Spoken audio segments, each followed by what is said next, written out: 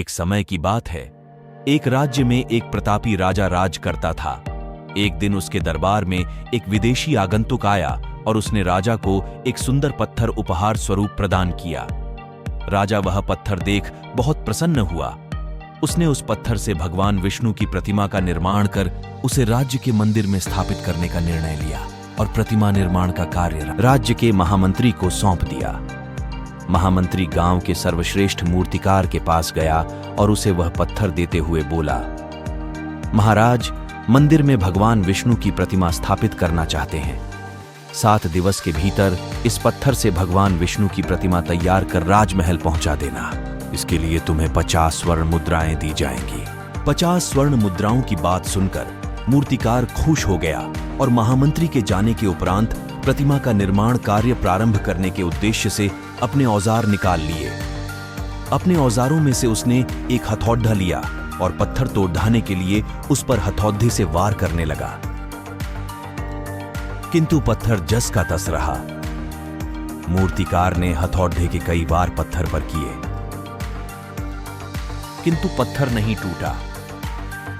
50 बार प्रयास करने के उपरांत मूर्तिकार ने अंतिम बार प्रयास करने के उद्देश्य से हथौड़ा उठाया, किंतु यह सोचकर हथौड़े पर प्रहार करने के पूर्व ही उसने हाथ खींच लिया कि जब 50 बार वार करने से पत्थर नहीं टूटा तो अब क्या टूटेगा।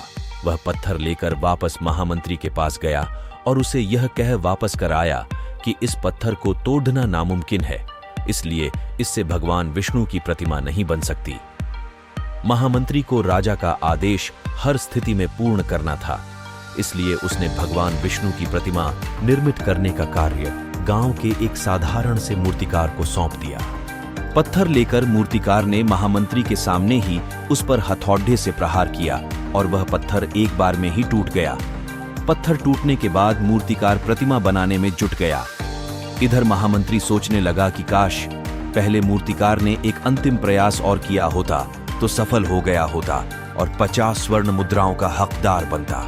मित्रों, हम भी अपने जीवन में ऐसी परिस्थितियों से दो चार होते रहते हैं। कई बार किसी कार्य को करने के पूर्व या किसी समस्या के सामने आने पर उसका निराकरण करने के पूर्व ही हमारा आत्मविश्वास डगमगा जाता है और हम प्रयास किए बिना ही हार मान लेते हैं। कई बार हम 1-2 प्रयास में असफलता मिलने पर आगे प्रयास करना छोड़ देते हैं, जबकि हो सकता है कि कुछ प्रयास और करने पर कार्य पूर्ण हो जाता या समस्या का समाधान हो जाता।